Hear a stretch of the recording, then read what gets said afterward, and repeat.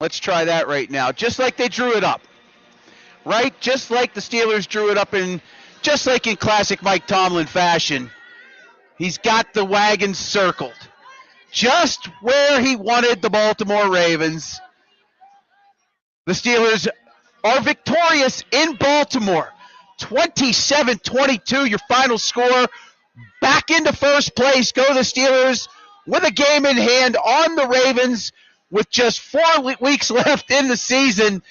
This has been a wild Steelers season, to say the very least. The wildest in quite some memory, for sure. Once again, victory. Snatched from the jaws of defeat, if you will. Steelers really were ahead most of the way. Baltimore did take an early 3-0 lead on the Steelers, but they held command for the majority after the Aaron Rodgers touchdown in the first quarter. It was their game. They led 17-9 at the half. They outscored Baltimore in the third quarter 10-7, and they held Baltimore to just a pair of field goals. They did allow the Ravens to score on 4 straight possessions, but the defense came up really big on the final 2 stops. They hold Baltimore from getting to the end zone. We could talk about the controversial play if you want on the would-be touchdown reception that happened there in the fourth quarter with Lamar Jackson, and the receiver is escaping me. Who was it, Bill? I can't remember off the top of my head. Likely. Thank you, Lake. Yeah, so there you go. So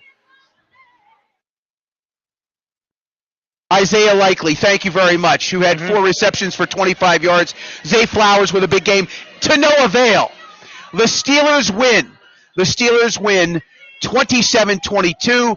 They are now back in first place, sole possession of first place in the AFC North.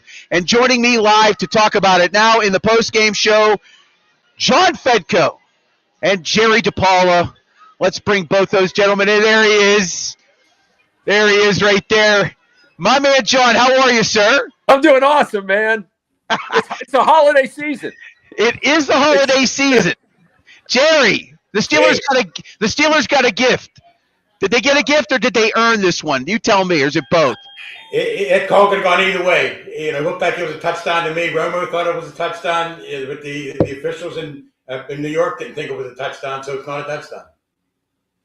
John, your thoughts on that controversial call right there? I mean, the Steelers, there were a lot of nuns praying for the Steelers today because they got every break in the book. Remember, they got that phantom call on a field goal that ended up becoming a 4-point play. Yep. They got that call, which could have gone either way. It wasn't an obvious touchdown. I disagree with Romo. It wasn't obvious. It looked like, the ball may have been knocked out of his hands before he had complete control of it. And it's so funny it happened to Likely because Likely fumbled the ball, a touchdown that he had last week. Right. As he's going into the end zone against the Bengals. I think they showed it real quick today, but he's got a problem holding on to the ball. You got to hold on to that ball. I don't have a problem with that overturn. That wasn't Romo was way too much like that it was not an obvious touchdown. It's that football move thing. What's a football move? I don't know. I mean, didn't look like if I was in the middle of the field and that was done in regular motion, I could see that being called incomplete and not have a problem with it. So that to me wasn't an unbelievably controversial call. I think the Steelers earned this win, and I just want to point out, if I can, 3 things that I got from this game. Because I did happen to be driving around our wonderful metropolis and listening to the talk shows. And 2 guys I really heard hammered this week were Queen and Metcalf. And guess who were superstars today? Queen and Metcalf. And I thought Queen, an injury too. Yeah, well, that's the thing, Jerry. The reason I would call Queen a superstar is not for any play he did on the field, but for the incredible toughness he showed. And I take a lot of shots at the modern NFL and say these guys aren't as tough as the 70s. Well, guess what? The old man sitting on the couch saying, "Get off your lawn," me, says, okay, Queen could have played in the 70s. That was really cool.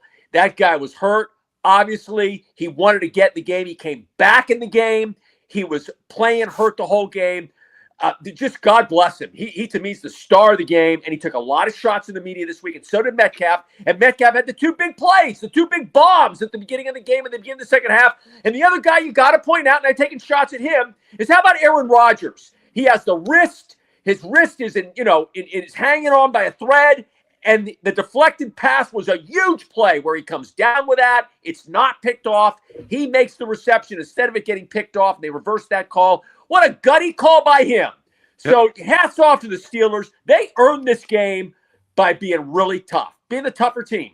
Rodgers realized that this is the end for him. And I think you could see it in his eyes today. He really wanted it. When he went up for that deflected ball and he got it away from the defender, that took a lot of guts, but for a guy whose wrist is broken. So you got to give him a lot of credit down the stretch. I think he's going to be a great asset to the Steelers. And I said in the pregame, I said that the Steelers may win this game, but they have a lot more work to do, John. They're in first place by one game. So what? They still got to go to Detroit in a couple weeks. Miami won today. They're playing better. So 5 in a row now. 5 in a row for the Dolphins. There you go. So. The Steelers got to keep winning. I mean, they got to win at least 3 of their next 4 to win the division, I think. Yeah. Now, Go ahead, John. The only thing I'll say about this is that the NFL is so crazy this year. I mean, I don't know if we say this every year, but this is one of the craziest years I've ever seen in the NFL. And it's gotten crazier because that last wild card spot is going to be absolutely insane. And it's not out of the question that the Steelers could get that last wild card spot. Now, we got 2 huge games coming up tonight and tomorrow. Let's see how those play out. You got Houston playing the Chiefs, and I don't know who to root for in that game. And you got the Chargers playing tomorrow night. 2 games that could play a lot into the Steelers having a shot at that crazy last wild card. So it's actually possible. It is possible, I guess, that the Steelers could get a wild card. I mean, they could lose to Detroit and then beat Miami and beat Baltimore at the end of the year. It's possible. I was figuring it out, and they could get in as a wild card. Their best path is to win the division. Oh, of course, 100%. Of course, they can't depend on wild card. But my point is, 5 weeks ago, I was the guy on this show saying, there's no wild card coming out of this division. It's the worst division in the history of football. Wait a minute. Yeah, things change from week to week. Yeah, there may be a wild card coming out of this division because Indianapolis' season just ended today. Their season's over. They lost their quarterback. Yeah. They lost to Jacksonville. Over, okay? So they're out of it. Who knows? They may end up 8-9. I mean, you don't know what's going to happen now. You don't know. That's what makes it fun. That's why the NFL likes to have these teams all bunched together with the same record at the end of the season. Makes it fun. This year, Jerry, it's the absolute truth. Next year, when we're doing the show, and I say something stupid in the 3rd week, remind me of this week. Because this is completely different than what we were talking about 5 weeks ago. There was no chance a wild card was coming out of the Steelers division. Well, guess what? As of right now, there is a chance a wild card could come out of the Steelers division. It's insanity. Speaking of how things change, people were criticizing Arthur Smith, the offense coordinator, so much recently. He called a good game today. He had them turn the ball down the field, across the middle. That screen pass to Warren for the touchdown was a good call. Arthur Smith has not had a great season, but his players have not had a great season either. So I think he stepped up today. I think Mike Tomlin stepped up today. That's a great point. Ready to play. That's a great point, Jerry, and I've heard him take shots in the media. And again, look at Arthur Smith's calls. First play of the game for the Steelers on offense, right. And then the huge play in the beginning of the first half. That's genius on Arthur Smith. Down the field to Metcalf, those are huge plays. One was 50 yards, one was 20 yards, and that really set the tone. Those 2 plays downfield to Metcalf, and I keep hearing Metcalf's not a big play player. I don't know. I saw him make big plays today. I guess the talk shows have nothing else to talk about. But this guy is a big play receiver. He did it today. Yeah, he can be. He's big enough. He's big, strong. Look at that tight end. Well, I will say this, Ronnie Hunter on YouTube, hey guys, we beat Baltimore throwing the ball and not running it. I said in the pregame, I really felt if they were going to have any chance, it had to be Aaron Rodgers tossing the ball today. He had his best game, hands down. No question about it. He was very sharp. He had time to throw. And I think, you talk about Art Smith having a great game. After what happened last week, after the post-game presser where Aaron came at DK and said, hey, I called for an in. He went out. They got on page this week, did they not? They got on page, all three of them, plus the unit in general. I think the defense came out sharp as well. They lulled their mid-second quarter into the fourth, but the last two stops were great. But the offense really pulled it together this week. Big reason why they won was Aaron Rodgers. John Fedko, what do you say? Absolutely. And again, I think the play of the year right now for Rodgers is only because of the wrist injury, catching that deflection. If that's an interception, I think Baltimore wins the game. I think they have all the momentum. They have a short field. That was a critical play, and the play was a correct call. They looked at it. Rodgers was down. He had possession. And for him to make that kind of effort, as Jerry pointed out, he wanted this game, and that's a cliche, but all you got to do is show that play, and that's the definition of want the game. He couldn't care about it, couldn't care less about his broken wrist. He wanted that football, and he knew that he could have snapped that wrist on that. I mean, he didn't know it, but at that moment, that wrist really could have snapped. I mean, he's in there with 300-pound guys going to fall on him, and he made one of the plays of the year. If they make the playoffs, you got to go look back at that, and here's your quarterback in a cast, that was a reception. He's credited with the reception. That was a huge play. You got to give Tomlin and Omar Khan credit for sticking with this guy in the offseason when he wasn't sure what he was going to do. Without Aaron Rodgers, this team is not in first place right now. But the thing I wanted to mention, I want to balance this out a little bit. No running game. When they had the ball there at the end of the game, right before their last punt, most teams, when they had Bettis, remember when they had Bettis years ago, they give it to Bettis in those situations. You get 1 or 2 first downs, the game's over. You don't have to punt it back to the Ravens. They couldn't do that because they don't have the running game to do that anymore. I will say this. About the stretch.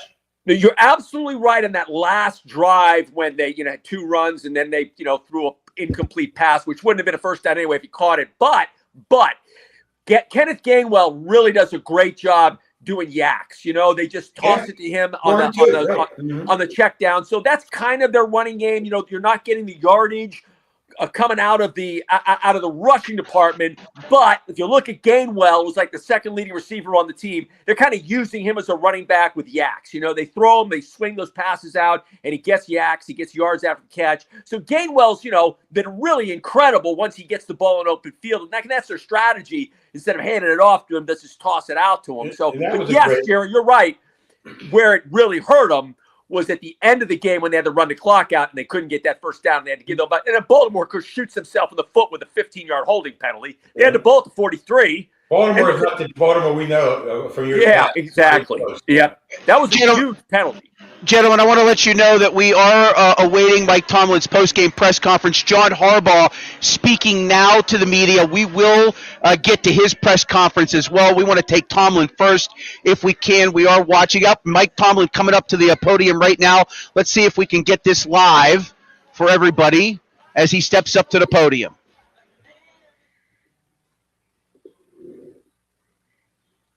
We'll try and bring that in now. Let's see if we can get it. If we have to wait a few minutes, that's fine, but we'll let Bill work his magic. Both head coaches are at the podium. We will have post-game reaction from both for you in just a few moments. Very little running game. There's Mike Tomlin. Let's go to Mike now.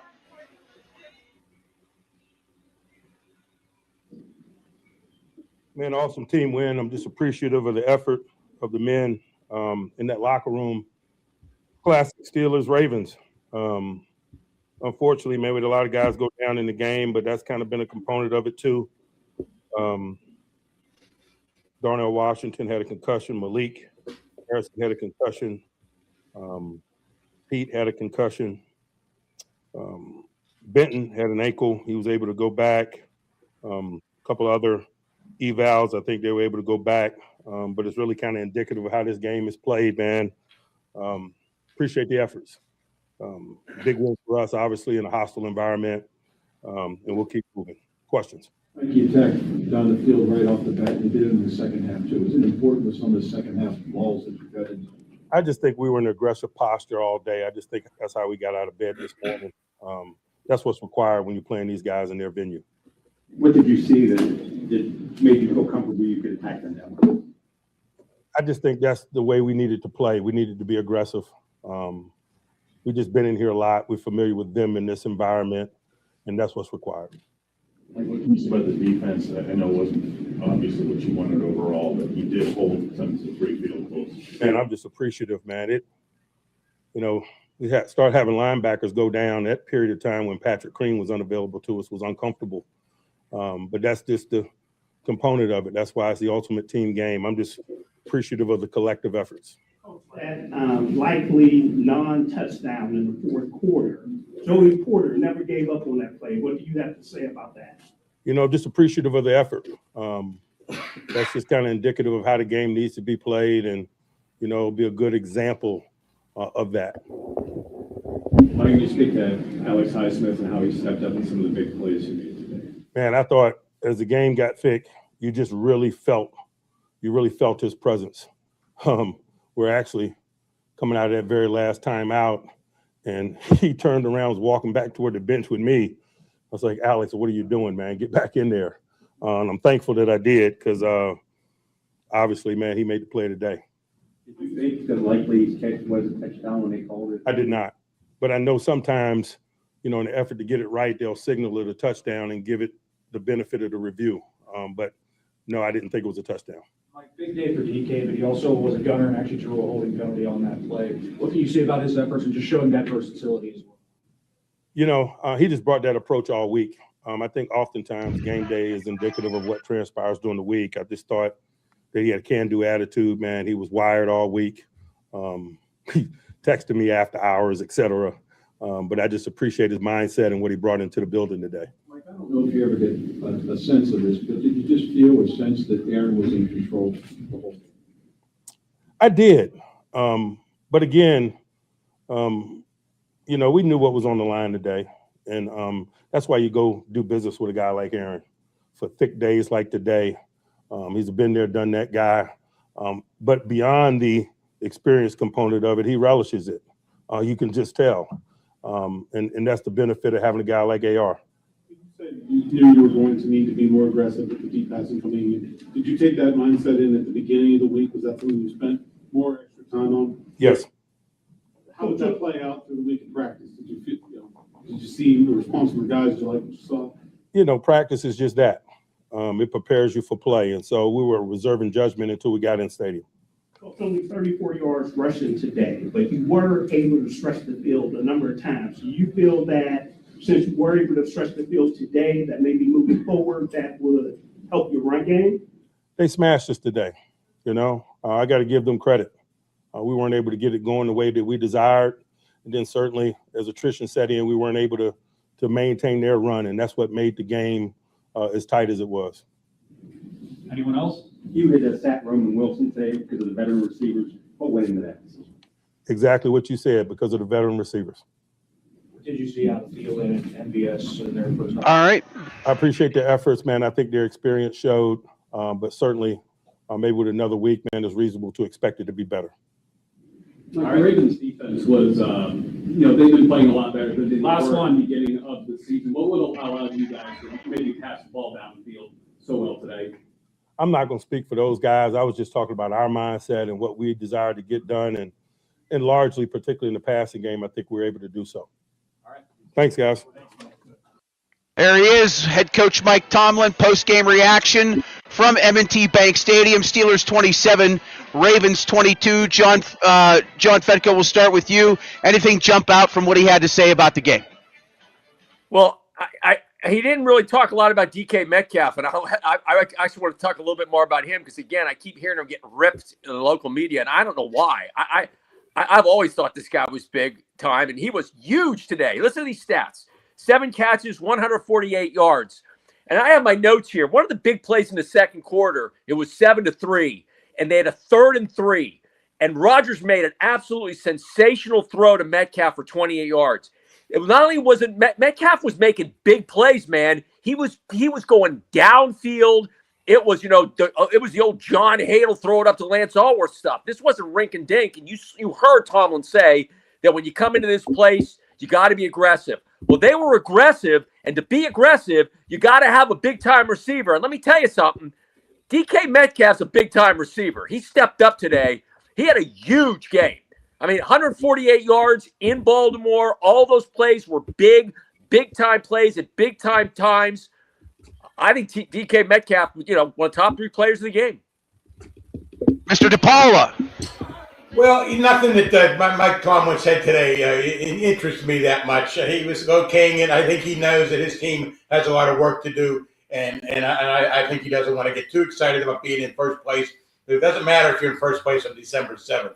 It matters later on. And they got to. You mentioned Miami's 5-game winning streak. They got to go to Detroit right before Christmas, and Detroit had a big game the other night. Win today is nice because it keeps the wolf off the door for a while. But they lay an egg at home against the Dolphins next week, and the people are ready to come back and storm the fortress and try to get rid of Tomlin again. Yeah, well, again, for the for the Ravens, next week at Cincinnati for a 1 o'clock game. Who lost today, by the way? Cincinnati lost. Buffalo won. They did. They absolutely did. DER Derpy 501 first 2. This is a good win, a team motivation going into the Miami game at home. Yeah, of course it is. But and again, I was trying to point out that the schedule for the Ravens is brutal. They've got New England and Green Bay after that, and then of course they finish in Pittsburgh. Meanwhile, the Steelers with some opportunity. Now, again, I'm not going to sit here and paint Miami to be this, the Dolphins of 74, 75, or whatever it was. They had Jim Kick and Larry Zonka winning Super Bowls, but they have won 5 straight. It is a Monday night game, too. It is a Monday night game. Critical at Detroit and then Cleveland. Hey, I'll take 2 out of 3 in that scenario heading into the Baltimore game. Could be a good position for the Steelers to be in, even with a loss to Baltimore at the end. Maybe they get in. I don't know how tiebreakers are going to play out. Over the next 2-3 weeks, we'll see how everything shakes out. John Fedko, go ahead. Again, I just want to say how crazy this season is, and I want to go back to what I talked about at the top of the show, that it is an incredible fact that indeed a wild card could come out of the Steelers division. Remember, the Steelers now are 7-6. 10-7. I just look at the standings. 10-7 is going to get you a wild card. That's going to get you a wild card. So if the Steelers end up 3-1 in their last 4 games and they'll win the division, they're going to be a wild card. I mean, that's crazy to think that was a possibility 5 years ago with this division in complete shambles. But everything's falling apart now for other teams. Again, Indianapolis' season is over. It's over, okay? They lost their quarterback. He was the star of the team. They have 8 wins, but they're going to collapse. That's just my opinion. And you got these 2 huge games tonight. Let's maybe we'll have to take a look at it again after these games. But this Kansas City Houston game, that Charger game tomorrow is huge. Okay, they need the Chargers to lose that game because now the fun thing about this is you can look at the other games with some interest because the Steelers can't. Let me be the first to break this. The Steelers can get a wild card. It is really possible. So let's see what happens tonight. Well, here's the thing. The Colts are clinging to the 7th spot. The Bills and Chargers are ahead of them. Steelers have lost to both of them. The Steelers beat the Colts, but the Texans are ahead. They were ahead. They're 7-5. Monster game tonight in Kansas City for them. Right. Monster game in Kansas City for Kansas City's going to win that game. That's my opinion. And if they do, I don't know what the implications are. Yeah, it's possible that they could end up with a wild card at 10 wins. I don't know how this is all going to shake out. It's not going to happen, but it's possible. John, is they have to win 3 out of 4. Right. Your Steelers win 3 out of 4. I'm not so sure they can. No, I'm not either. Again, Baltimore now 6-7. If they lose to New England and or Cincinnati, they have another loss in the conference.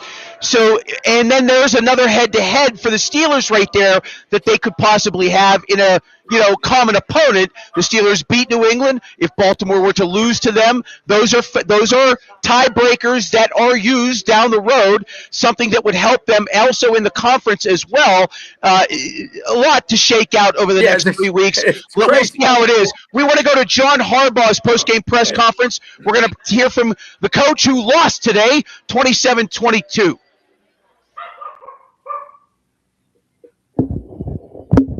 John Harbaugh, seconds away. Here we go.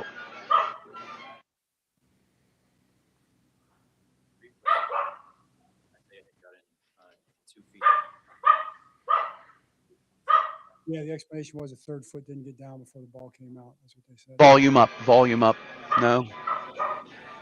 You know what? I believe a lot of things. I think the play with think the Aaron Rodgers play. I mean, just talking about rules here. It's not an officiating issue. It comes from New York, but when you're making a catch, you have to survive the ground. He didn't survive the ground. He's not down by contact. He was catching the ball on the way down with another person. So you got to make a catch there and survive the ground. I don't know why it was not. So all those things, I'm sure. All right, we just bail out of it. The audio's too low. Time to look at it. All right, we can't pick up the audio on that, so we'll just bail out, and we're going to take this show till about 5:05 p.m., gentlemen. So we'll get you out of here a little bit early. Now looking ahead, right? You got Miami coming in here. And let's maybe final thoughts, John, from you on this game. Let's talk a little bit about some final thoughts, at least until we start maybe looking ahead here to the Dolphins. Go ahead, sir. I just love the toughness of the Steelers, man. I mean, I'm a guy that, when I'm wrong, and I've taken shots at the NFL, and the guys aren't as tough as the 70s. Well, the Steelers were as tough as the 70s today. That was a really I know. I mean, I read Paul Zeiss's article today. I thought it was great. Where Paul says, hey, he hopes the Steelers lose because if they win, everyone's going to say they have a shot. Well, in this crazy year, you do have a shot. I mean, the AFC is insane, but, maybe Paul's right. We'll see how it plays out. And if you didn't read Paul Zeiss's article, you should. It's a good article in the Post-Gazette, how he was rooting for the Steelers to lose today, and maybe it's the best thing that could happen to him. But anyway, the Steelers ended up winning this game, and I just love the toughness, man. I love the fact that Queen was playing hurt. I love the fact that Aaron Rodgers made a catch with a wrist injury, and he could have had his wrist snapped. They didn't care. He had to secure that ball. That's my takeaway from this. They're really tough, man. And again, we take shots at Tomlin. That comes from the head coach. They're tough, man. They're tough today. It's a better way to describe them. Jerry DePaula. They were tough today because Mike Tomlin, they still play hard for this guy. I understand Mike Tomlin has not had a great past several years, but he hasn't lost the team. They're still playing hard. Queen played hard. Metcalf played hard. They came out. Their backs were against the wall. They didn't want to go to 6-7 because 6-7 is nowhere to be in early December.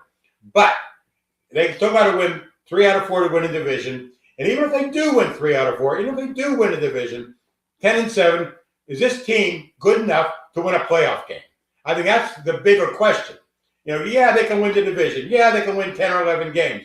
But do they have what it takes to go into Buffalo, for instance, and win a playoff game? To go into Houston and win a playoff game? Parrish thought Kansas City. Even if they play those teams at home. They lost to Jacksonville and Cleveland at home in the playoff in recent seasons. The Steelers, to me, are an imperfect team, and they played hard today. And give them all the credit in the world, coaching staff all the way down, to the last guy on the roster. But there's still a lot of work to do as we go through December. Go ahead, John. I don't think they have to go 3-1 to make the playoffs. I think 2-2 will win this division. I think the Steelers puts go them at 9-8. As long as they beat Baltimore, they got to beat Baltimore. So if they go 2-2, if they go 2-2 and they're 9-8, then they lose in the first round for sure. Oh, for sure. Yeah, but I would buy that, Jerry. But if they go 2-2 and beat Baltimore, they're going to win the division. Yeah, well, losing a playoff game doesn't do any good. You're right. Let's just say it doesn't matter what their record is. If they win the division, most likely going to be facing Buffalo. I can just tell you that right now. Buffalo at 9. A good possibility that they're going to be facing Buffalo again. Josh Allen in the postseason. But on the road, he has not had much success in the playoffs. Wait a minute, guys. It was about O.J. Simpson coming back to life. It wasn't about Josh Allen when they played Buffalo. It was 249 yards. It was craziness. It was like 249 yards rushing in a Steelers. I'll tell you right now, they will not beat Josh Allen in the playoff. And Josh Allen apparently doesn't have to do anything because all the Buffalo Bills have to do is run the ball. Remember that game? I mean, it was like complete disaster by the Steelers' run defense. That was the problem. A home playoff game could fix things. Let's just be quite honest here. They have not had a home playoff game since the Jacksonville loss. Okay, it's been that long, and that started the run of 5 consecutive losses in the playoffs. I will add.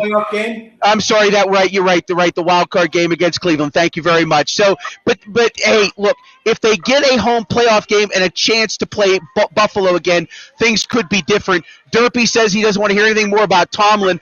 We put it to bed in the pregame. We are certain that Mike is coming back next year.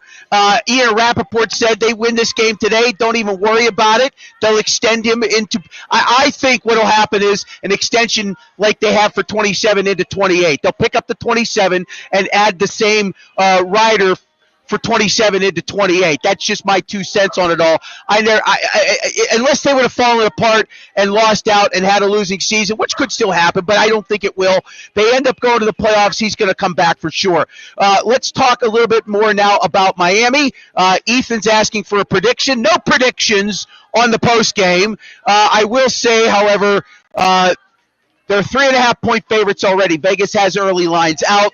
I saw it opened at 3, quickly moved to 3.5. Jerry DePaula, let's start with you. The Dolphins come into this game, and boy, are they clicking. They have won 4 straight, excuse me. They did lose to Baltimore. They've won 5 of their last 6. They did lose at home to Baltimore. But other than that, wins against Buffalo, the Jets, Washington, and New Orleans, not very good teams, obviously, but a win's a win. How do you feel about the Steelers' early favorites against the Fish?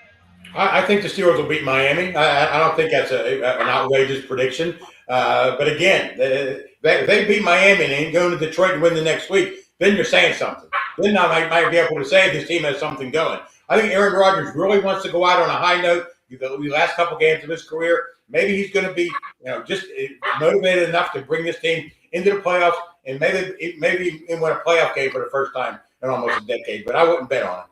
John Fedko. Love the Steelers against Miami. It's the same thing we've been talking about for Miami since 1968. When they come north in December, forget it, man. Always bet the northern team. That alone, I'm not a believer in their quarterback. They're a house of cards. You mentioned who they played. They had one good. They had one good. They had one good game in that streak. One good team they played. Steelers are going to beat them. The weather doesn't matter for professional. These guys are pros. They've all played in cold weather before. I think it matters to that team. I think it matters to Miami. I do. I think they're used to practicing down there in South Florida. They're used to 85 degrees. I think it does. What's that, Billy? Billy's saying something. Go ahead, Bill. Bring yourself in. No, I was just going to say they can simulate that. I mean, they do that. That's why they have those. They do. What do they call them? They do. They simulate it. Well, they have a roof, but I mean, I don't know how cold they can get it in those temperatures. Traditionally, Miami has not done well when they come north and the temperature's low. Well, I'm doing pregame anyway next week, Billy. I'm doing pregame, Johnny. So I'm picking the Steelers right now. All right, 4.5 hours of pregame next week. No postgame show. It is a Monday night game. That's my pick, Steelers. Yeah, we're going to have a 4.5 hour pregame show. We're going to be starting at 3:30 p.m. next Monday here from the North Park Lounge. What's the weather going to be like? Let's see. Who knows? That's 6 days away, 7 days away. I'm not looking. Snowstorm or something. Well, hopefully not. Let's not do that. Jerry DePaula, anything else you want to add to this before we wrap this thing up? Yeah, I just think it's fun to watch these Steelers games because when they play, even they lost today, it was an entertaining game. You know, a lot of controversial calls, a lot of big plays. The Steelers made big plays when they needed to. I love to see a game end up, 27-22 or 27-24 with a field goal at the end or something like that. I love close football games. I hate blowouts. 30-6 would have been boring, even if they won 40-6. Because I root for the story more than I root for the team. Yeah, John Fetko, anything you want to add? Love this game. I love this game today. Love the toughness. It was actually a fun game to watch. It was an entertaining game to watch. I thought the officiating was a little questionable, but whatever. And guess what? Here's your forecast for Sunday. And you're going to love this. And now I'm making it a lock. I don't even need to be on the pregame show. I'm picking the Steelers. Here's your forecast for next Sunday. Monday. The high's going to be 20. Monday. Okay, Monday's not any better. The low's going to be 16. The low's going to be 16. Miami's dirt. They're done. These players have played in high school. 20 degrees a day. I know. It does matter. They're human beings. They're down in South Florida. They're partying on the beach. I'm telling you, it does matter. When they're playing in 20 degrees, it's going to matter. Tua today, 41 degrees at kickoff, won his first game when the temperature was 46 or lower. He was 0-7, so he won his first game today at that temperature mark. So there you go. Give me much colder. We'll see. It's going to be 20. I say it does play a bit of a difference. I really do. I do. I truly say it. Gentlemen, I appreciate your time. We will talk to you next Monday in the pregame show, Steelers and Dolphins. Thank you, John Fedko and Jerry DePaula. John and John. Congratulations, Averworth. Averworth, the Mighty Lopes. I'm wearing my Lopes covers. Right. The Mighty Lopes, state champs. We love them. Baby. Thank you, John Fedko and Jerry DePaula. My goodness. Couple minutes here to wrap up with you folks as we are at the North Park Lounge, Richland Hilltop Event Center. Also want to remind you that our show cannot happen without the great support of not just the NPL Restaurant Group, but also the good folks at Arch Masonry and Restoration. Arch Masonry is looking for block layers, brick layers, concrete finishers, and labor help. If your company has laid you off and you want to keep working through the winter, Arch Masonry has work for you. 412-564-5733, archmasonryinc.com to learn more. If you have no experience, guess what? They have programs. They'll teach you on the job, and they can get you trained to become a professional craftsman in a building trade. archmasonryinc.com, 412-564-5733, Arch Masonry and Restoration. Just a couple quick thoughts from me. This is my show. It's the people's show. It's Bill's show, too, sometimes. Bill, why don't you jump on in here? I thought they came out focused. We said in the pregame, this is where a Mike Tomlin team that has, they were on a 2-game skid. They just looked terrible. They didn't look good in the first half against Buffalo. I mean, they had the 2 turnovers that they forced, the 1 touchdown that resulted from it. But then to come out like they did in the second half of that game, just abysmal. The week prior, not good at all, just stagnant. They have looked and struggled at times. But this was classic Tomlin, underdog, nobody predicting him to win, everything against him and his team. They circle the wagons, much like the Buffalo Bills of the 1990s. And what do you know? The Steelers find victory on the road. And I don't want to say in convincing fashion, but again, after allowing the initial touchdown or the field goal drive to start the game, they came back, long drive, they put it together, they get the touchdown, and they never trailed from that point on. They were never tied, and they never trailed. The defense came up with 2 big stops, and they get a much-needed win against their bitter rival. Just a not complete shocking event, but the way they did it, I was very impressed. I don't know if it'll change anything long term. I think we've pretty much all addressed that. If they win, it kind of delays things. We'll see. The division is at hand and a home playoff game. But how did you feel about everything after all of this, sir? Well, I tell you what, I was glad that they were able to keep Derrick Henry in check. That's number one. Aaron Rodgers threw for 284 yards, a touchdown, ran one in. It was a good win. They needed the win. I mean, hey, now we're sitting on top of the division again. We got some gifts. I mean, I hate to say it, but that Isaiah Likely, I don't know. That was very close. That could have gone either way. Should have been a touchdown. Yeah. In my opinion, it's a touchdown. I'm sorry. I'm leaning more towards that, yeah. With the complete, what bothers me now is all these additional, he has to make a football move. Well, and, you're in the end you know what I mean?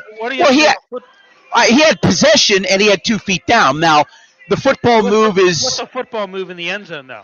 That's the whole thing that went to the, who was the Steelers tight end against the Patriots 6-7 seasons ago? Who was it that caught the Jeremy? Not the Tooman. Who was the tight end? It goes to. Wasn't Vance McDonald? No. Remember the game at Heinz Field late in the fourth quarter, touchdown. I'm forgetting who it was. Not Heath Miller. I forget who it was, but Jeremy Tooman.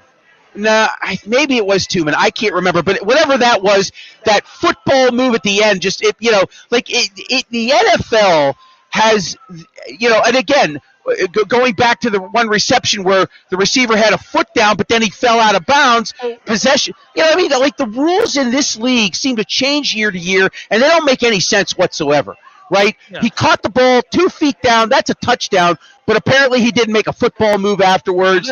Good break for the Steelers, but I thought it should have been a touchdown, but what say you again? Go ahead.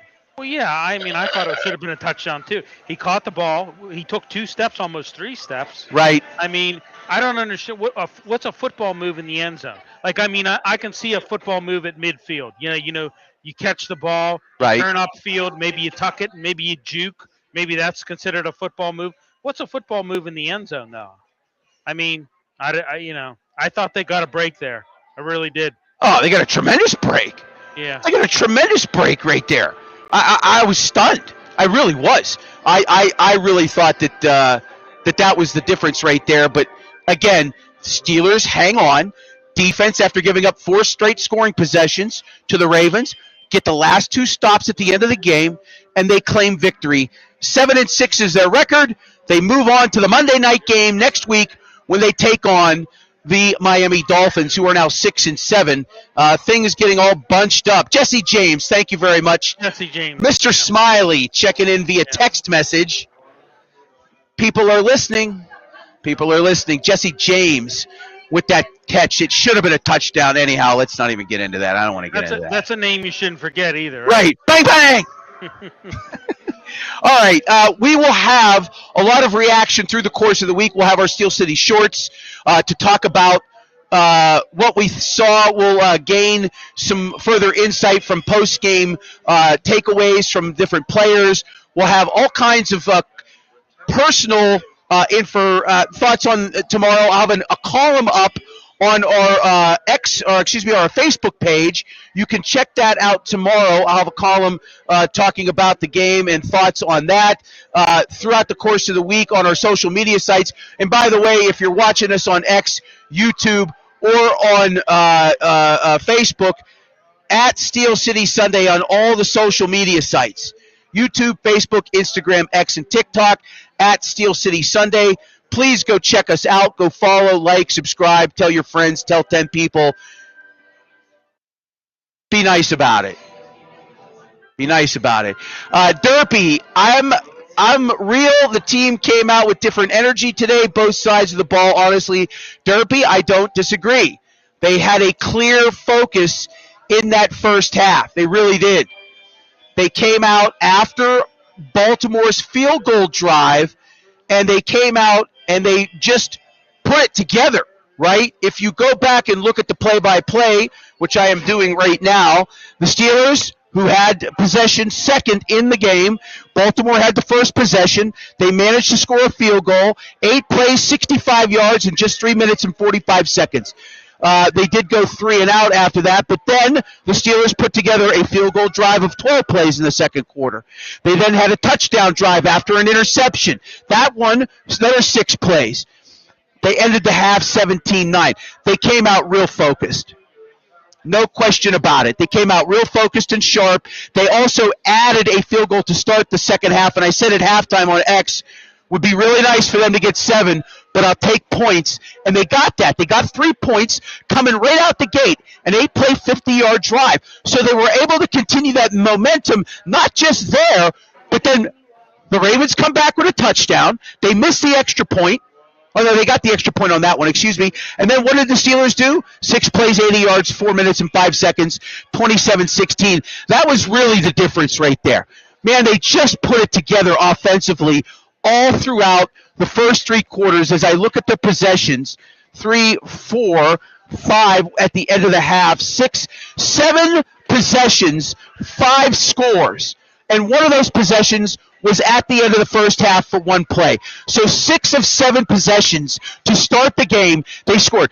Best offensive output I think they've had to begin a game all season long this year. They continue that streak of not scoring more than 7 points in the first quarter. But again, strong second quarter, strong third quarter. They outscored the Ravens in every one of those scenarios by 10 points. They end up winning by 5. What more can you say? What more can you say than what has already been said? A victory for the Steelers, 27-22. Bill, your final thoughts. You knew I thought had a great game was James Pierre. He had that interception. He had that game-saving tackle, or touchdown saving tackle on that long run by Williams. Yes. I thought he had a really good game. I didn't think Patrick Queen was excellent. I thought he had a very up and down game myself. He took a bad angle on that one long run. James Pierre was good. Yeah, he was very good today. Yeah, he was very good today. I don't know about Patrick Queen right now. I mean, I want to be a believer in him. There's 4 games left. We'll see what happens. Okay, folks, stay tuned throughout the course of the week. Lots of content. Monday night, I want to debut a brand new show that I will be hosting on my own. It is a show called Pittsburgh Sports Tonight. Pittsburgh Sports Tonight, Mondays and Tuesdays, live here on X, Facebook, and YouTube. Tomorrow night, no guest. I'm just going to talk for an hour. It's been a long time since I've had a chance to do that. But Pittsburgh Sports Tonight debuts tomorrow, 7 o'clock. On Tuesday, I believe John Ziegler is going to join me for a candid discussion on the Joe Paterno, Jerry Sandusky saga from 2011. John unearthed about 100 hours worth of material that will blow your mind. It changed my mind. I went after Joe and Jerry extensively and heated when I was at the Fan in 2011. I did about 12 or 13 different interviews on radio stations across the country, attacking Paterno, yelling and ranting and raving about Sandusky and the program itself. John is a journalist who, in 2021, decided to take a deep dive into that entire subject, and a lot of material that refutes virtually everything that happened in the courts and in the court of public opinion. We'll talk to John Ziegler Tuesday on our new show, Pittsburgh Sports Tonight. That'll debut Mondays and Tuesdays at 7 p.m. Once again, your final score, Steelers 27, Ravens 22. Steelers in sole possession of first place of the AFC North. They'll host the Miami Dolphins next Monday night. We will be here live at the North Park Lounge starting at 3:30. 3:30, 4 hours and 45 minutes of pregame coverage. We're going to have a jam-packed show, no postgame, jam-packed pregame show. We hope you'll join us next Monday. For the entire cast and crew, I'm John Phillips. Good evening from the North Park Lounge. Once again, your final score, Steelers 27, Ravens 22. You've been watching Steel City Sunday postgame here on X, Facebook, and YouTube. Good night, everybody.